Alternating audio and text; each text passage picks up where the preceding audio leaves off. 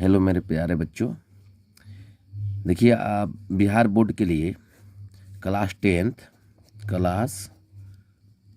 Tenth के लिए math का VVI प्रश्न है। VVI क्वेश्चन है। और देखिए इसको, पहला प्रश्न है। देखिए ये प्रश्न जो है वस्तुनिष्ठ है और ऑब्जेक्टिव क्वेश्चन है। इसमें जितने प्रश्न हैं सब एक एक अंक का है। तो पहला प्रश्न देखिए, पहला प्रश्न है 3 - है क्या है। अब आपको एक बता दे, आपको कुछ इसमें सारांश बता दे आपको। देखिए, जब भी किसी प्राकृत संख्या के ऊपर रूट रहे, वो एक को छोड़कर, इसको छोड़कर, और तो उसमें अब आपको देखना है कि उसका पूर्ण रूप से वर्गमूल होता है या नहीं होता है। नहीं तो आप एक बात जरूर याद रखिए कि कोई भी अभाज्य संख्या है, कोई भी अभाज्य संख्या हो, यदि इसके सर पर रूट हो तो क्या रहेगा? अपरिमेय संख्या होगा। जैसे मान लीजिए अभाज्य संख्या सबसे छोटी अभाज्य ये है, 2 है। उसके बाद 3, 5, 7, 11, 13, इस प्रकार की सब अभाज्य संख्या है। ठीक है, तो अभाज्य संख्या के सर पर यदि 2 है, √3 है, ठीक है, √5 है, √7 है, √11 है, इस प्रकार यदि है तो ये क्या है? अपरिमेय संख्या है। फिर अपरिमेय संख्या है तो याद रहे कि किसी भी पूर्ण संख्या, पूर्णांक संख्या या प्रकृत संख्या के साथ यदि ये जुड़ा हुआ है, जैसे √2 + 1 या 1 + √2, तो ये अपरिमेय संख्या हो जाएगा। यदि यहाँ 2 + 4 है तब भी अपरिमेय होगा, 3 + √5 है तभी अपरिमेय। मतलब ये अपरिमेय जो जुड़ा रहेगा, इस प्रकार की जो अभाज्य संख्या के सर पर रूट रहेंगे और वो किसी के साथ जुड़ा रहेगा, यह माइनस में रहेगा, ऐसे रहेगा, या 2 - √5 रहेगा, तो इस प्रकार क्या होगा? सबको अपरिमेय कर देगा वो। ठीक है, तो अब आप देखिए इसमें 3 - √3 है तो अपरिमेय होगा कि नहीं होगा? होगा ना, तो आपका सही उत्तर भी हो जाएगा। अगला प्रश्न है, निम्नलिखित में कौन परमेय है? परमेय चुनिए। मैंने क्या कहा कि जब भी परमेय आप चुनिएगा, तो परमेय आपका P/Q के रूप का होता है, जबकि Q ≠ 0 हो जाता है, होता है ना। और अपरमेय P/Q के रूप का नहीं होता है, लेकिन आप Q ≠ 0 के रूप में दिखाया जाता है। अब इसमें कहता है कि इसमें कुछ मत ढूंढिए, बस इतना ध्यान रखिए कि किसका वर्गमूल हो जाता है। तो वर्गमूल ऊपर नीचे किसका होगा? इसका हो जाएगा 7 × 7 = 49, 8 × 8 = 64, इसका हो जाएगा, इसका नहीं होगा। ये दोनों अभाज्य संख्या, ये अभाज्य संख्या है, ये भाज्य है लेकिन ये अभाज्य संख्या है, तो इसका भी नहीं होगा। इसका वर्गमूल होगा लेकिन इसका नहीं होगा। तो आपका सही उत्तर क्या हो जाएगा? ऑप्शन नंबर ये होगा, क्योंकि 49 का क्या होता है?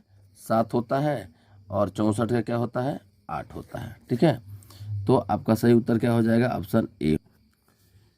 अगला प्रश्न है, प्रश्न संख्या 3 को देखिए, निम्नलिखित में कौन अपरिमेय है? फिर वही अपनाइए, इसमें आप चुनिए कि कौन, इसमें जितना आपको दिया गया है सबको चुनिए, जितनी संख्या है इसमें सबको चुनिए, और ये देखिए जरूर कि किसका पूर्ण रूप से वर्गमूल हो जाता है। तो देखिए इसका 36 का वर्गमूल कितना हो जाएगा? 6 हो जाएगा। 64 का कितना हो जाएगा? 8 हो जाएगा। इसका कितना हो जाएगा? 1 हो जाएगा। इसका कितना हो जाएगा? 9 हो जाएगा। और 3 का तो नहीं होगा, 5 का भी नहीं होगा। फिर 9 का तो 9 रहेगा ही, और इसका आपका 7 हो जाएगा। पूछा है अपरिमेय संख्या कौन है? ठीक है, तो देखिए जिसका वर्गमूल हो गया, ये क्या है? परिमेय संख्या है। ये भी परिमेय संख्या है, ये भी परिमेय संख्या है। आपका सही उत्तर क्या हो जाएगा? सी हो जाएगा। सही उत्तर क्या हो जाएगा? सी हो जाएगा। अगला प्रश्न है, इनमें से कौन सी संख्या अपरिमेय है? तो बताओ, इसका भी वर्गमूल 3 हो जाएगा, होगा ना, निकालोगे तो। फिर इसका वर्गमूल निकालोगे तो कितना हो जाएगा? 5 हो जाएगा। फिर इसका वर्गमूल निकालोगे तो कितना हो जाएगा, 7 हो जाएगा, होगा ना। लेकिन इसका नहीं निकलेगा। ऐसे तोड़ोगे, गुणनखंड करोगे तो 2 गुणे 2 गुणे 5 हो जाएगा, यानी इसके रूट में आएगा ऐसे, तो ये आपका 2√5 हो जाएगा। तो मैंने क्या कहा था, जब भी कहीं अभाज्य संख्या के सिर पर रूट रहे तो क्या हो जाएगा, अपरमेय हो जाएगा। अगला प्रश्न देखिए, अगला प्रश्न है,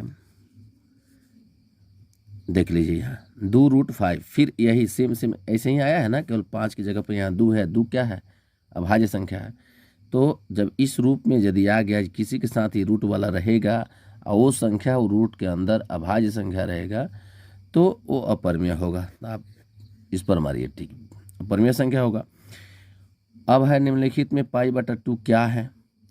तो एक बात हरदम ध्यान में रखना, कभी भी पाई आपको दिख जाए तो सीधा सोचना मत, अपरमेय मार देना। कब, यदि पाई उसके साथ अकेले हो तब। इना कि पाई बाई, जैसे मान लो कि दिया है 2π अब बाई पाई, बोला है क्या है, परमेय है क्या, परमेय है, तो आप मार दोगे अपरमेय, तो गलत हो जाएगा, क्योंकि पाई से पाई कैंसिल हो जाएगा तो हो जाएगा 2।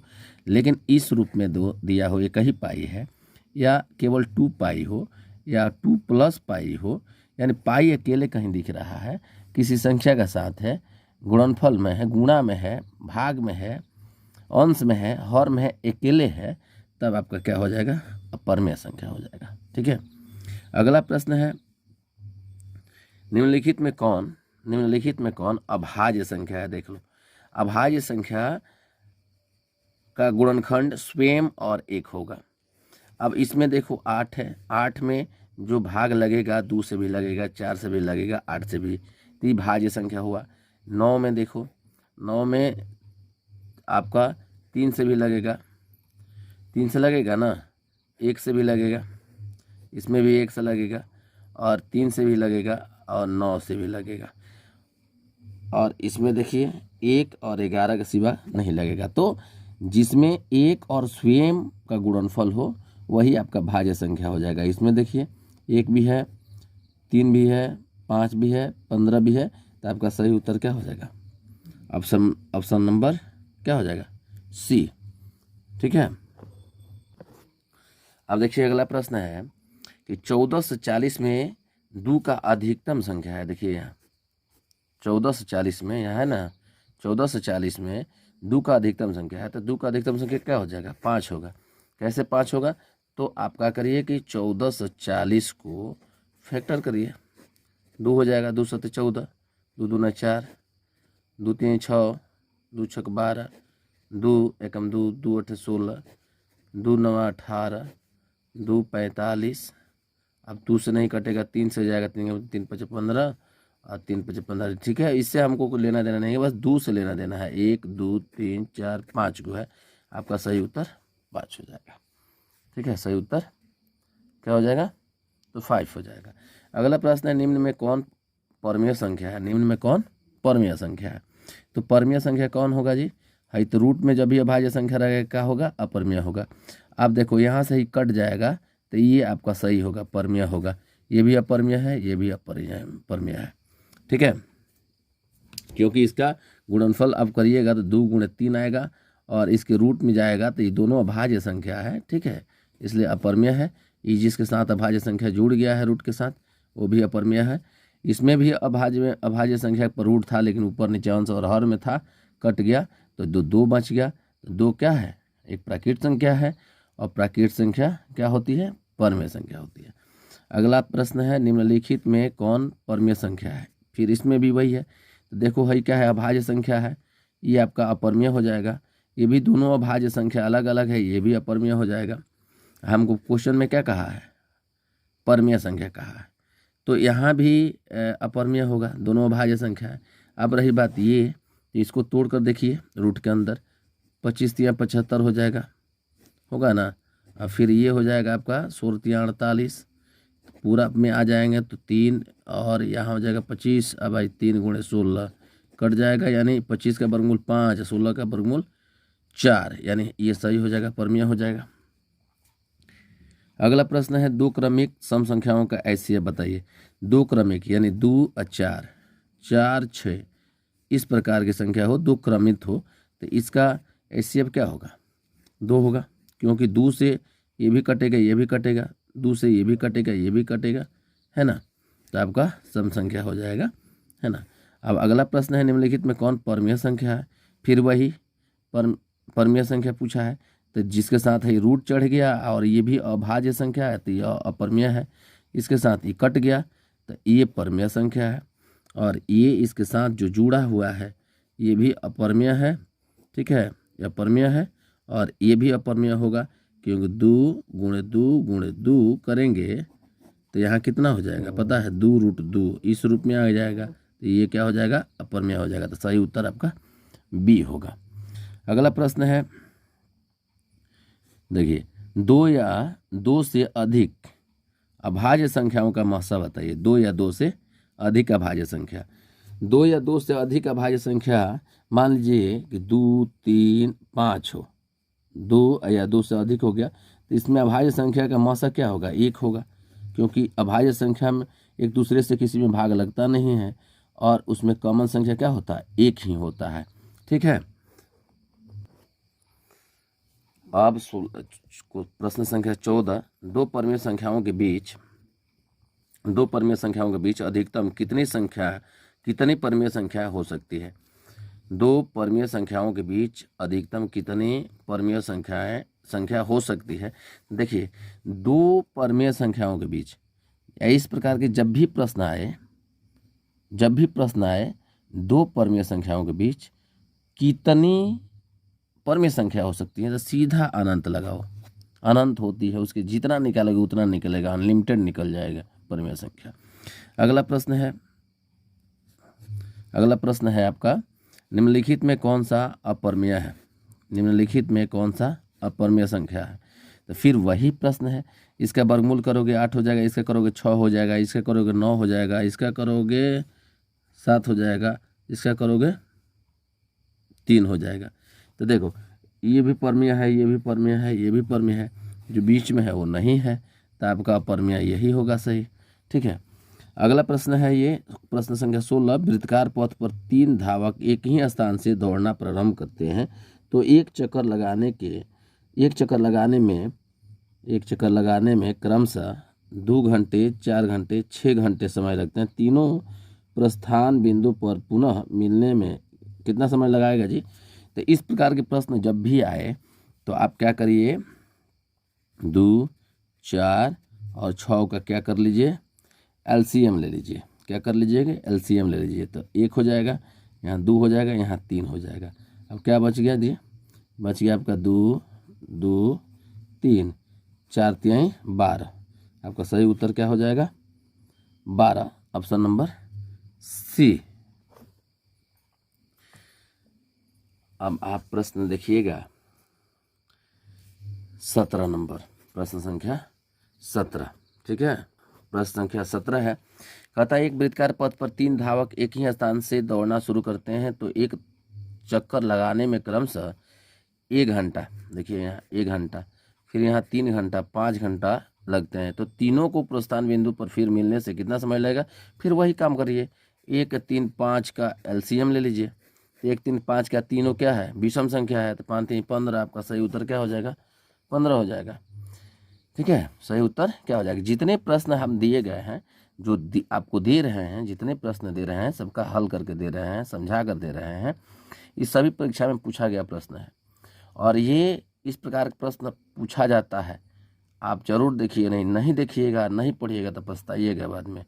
अच्छा से मेरा चैनल देखें तो आपका 100% रिजल्ट आएगा, तो आएगा, गारंटी है, ज़रूर आएगा, आप मन से पढ़ें तो। चलिए अगला प्रश्न है, भाग लेमा। अब देखिए भाग लेमा, ए बराबर क्या है? बी क्यू प्लस आर है, में क्यू बराबर 0 है। अब देखिए जब क्यू बराबर 0 करेंगे तो ये तो 0 हो जाएगा, बच जाएगा आर बचेगा ना, तो क्या बचेगा? अब कहता है कि क्यू बराबर 0, तो आर और ये बराबर होगा कि नहीं होगा? नहीं होगा, क्योंकि जब भी भाज्य होगा सेसफल से बड़ा होगा, तो आपका ये सही हो जाएगा। आपका कौन सही हो जाएगा जी? आर बराबर 0 तो है नहीं, क्यू बराबर 0 है, तो यहाँ बी से बड़ा हो जाएगा ए, समझे। 1 मिनट। चलिए, ये प्रश्न जो है ये नहीं होगा आपका सही उत्तर ये हो जाएगा ऑप्शन नंबर ए, बी बड़ा होगा ए से। जब बी क्यू 0 हो जाएगा ना, 0 होने का मतलब होता है ए से बड़ा, मतलब भाज्य से बड़ा भाजक है, ठीक है। तो आपका सही उत्तर ये हो जाएगा। उसके बाद है प्रश्न संख्या 19, भाग लेमा ए बराबर बी क्यू प्लस आर में आर बराबर 0 होगा। तो आर बराबर जब 0 होगा तो बी क्या करेगा, ए को विभाजित करेगा, ऑप्शन ए सही हो जाएगा, ठीक है। ऑप्शन ए सही हो जाएगा। प्रश्न संख्या 20 देखिए, यदि ए बराबर बी क्यू प्लस आर तो मसह ए बी का मसह कितना हो जाएगा, ए बी का मसह कितना हो जाएगा, तो ए बी का मसह आपका बी आर हो जाएगा। ए बी है, यदि ए बी है तो मसह कितना होगा, बी आर होगा, बी आर होगा जो दोनों में कॉमन हो, तो आपका आंसर ए हो जाएगा। उसके बाद देखिए अगला प्रश्न है, यूक्लिड विभाजन एल्गोरिथम 2 धनात्मक पूर्णांकों के निम्न में से किससे परिकलित करने की तकनीक है। तो आपका क्या हो जाएगा, मसह हो जाएगा। यूक्लिड विभाजन एल्गोरिथम मसह निकालने का तकनीक है। अब फॉर्मूला आपको मिलता है, क्या होता है, ए बराबर बी क्यू प्लस आर, ठीक है। अगला प्रश्न है, यदि 2 संख्याओं का मसह 15 हो, लसह इतना हो, तो संख्याओं का गुणनफल बताइए। तो इन दोनों को गुणा कर दीजिए, जो आएगा 15 45, आपका सही उत्तर ये हो जाएगा। चूँकि आपका 2 संख्याओं का मसह इतना है, लसह इतना है, तो नियम मान लीजिए संख्या एक संख्या n1 है और एक संख्या n2 है, बराबर HCF होता है, यानी मसह होता है और लसह होता है, ठीक है। तो हम यदि इसका मान निकालते हैं तो इन दोनों का गुणा कर देंगे तो दोनों का गुणनफल निकल जाएगा, तो आपका सही उत्तर हो जाएगा ए, 45 450। अगला प्रश्न है, प्रत्येक धनात्मक सम पूर्णांकों के लिए निम्नलिखित में कौन सत्य है। तो पहला में दिया है यह 2n + 1 के रूप का होगा, ये नहीं होगा। सी नंबर में यह 3n रूप का होगा, ये भी नहीं होगा। यह 2n + 2n रूप का होगा, ये सही है, ठीक है। अगला प्रश्न है कि 62 50 के अभाज्य गुणनखंड में 5 का अधिकतम घात क्या है, ठीक है। 5 का अधिकतम घात क्या है, तो 5 का अधिकतम 62 जो है, 62 50 को गुणनखंड कर दीजिए आप, 5 से करिए, 5 के पाँचों होगा ना, 5 का ना पूछ रहा है अधिकतम घात, तो 5 के पाँचों और यहाँ हो जाएगा 12 5 दूना 10, 2 5 5 25 0, फिर 5 से लेकर जाइए, 5 दूना 10, कितना बच गया आपका 2 25 5 25, ठीक है। फिर आ जाइए 5 से 5 25, फिर आ जाइए 5 से, अब कितना हो जाएगा 10, फिर 5 से आ जाइए 2। आप देखिए 1 2 3 4 5 को 5 आ गया, आपका सही उत्तर क्या हो जाएगा, 5 हो जाएगा। फिर कहता है कि ए और बी सहअभाज्य कहलाते हैं यदि मसह ए बी बराबर हो। तो सहभाज्य का मतलब ही हो गया कि उसका 71 गुणांक है, यानी 1 है, आंसर आपका 1 होगा। निम्नलिखित में किसका दशमलव प्रसार शांत है, जिस संख्या के हर 2n 5n के समान होता होगा वो शांत होगा। तो इसमें इसका गुणनफल करिएगा तो 2 3 7 3 21, 3 आएगा, ये नहीं होगा। ये भी आएगा 11 और 8 आएगा, ये भी नहीं आएगा, 11 आ गया, यही आना चाहिए, 2 और 5 आना चाहिए, ये हो जाएगा 25 3 आ जाएगा, ये भी नहीं होगा। आपका हाई ये हो जाएगा सही उत्तर, क्योंकि तीनों नहीं हुआ तो होगा, क्यों होगा, तो 16 को आप तोड़िएगा तो 2 दूना 4 4 दूनी 8 8 दूना 16 हो जाएगा, होगा ना। तो 16 तो हो गया, उसके बाद से 100 है, फिर वो 2 ये 5 में टूटेगा, इसलिए 2 5 ही आएगा। इसमें कहता है कि है एक पूर्णांक है, एक अपरमेय है, एक अपरमेय है, इनमें से कोई नहीं है। देखो जो रिपीट करता है नंबर वो परमेय संख्या होता है, ज़्यादा सोचने की जरूरत नहीं है। जो रिपीट कर रहा है वो परमेय संख्या है ना, और इसमें रिपीट कर रहा है, लेकिन यहाँ एक बार 1 है तो यहाँ 2 बार हो गया है, यहाँ 3 बार 1 हो गया है, यहाँ 4 बार 1 हो गया है, इस प्रकार की संख्या आता है तो इस क्या होगा, अपरमेय होगा। इस चैनल को सब्सक्राइब करिए, लाइक करिए और मन से पढ़िए, आपको बिल्कुल 100% रिजल्ट होगा। ध्यान से पढ़िए।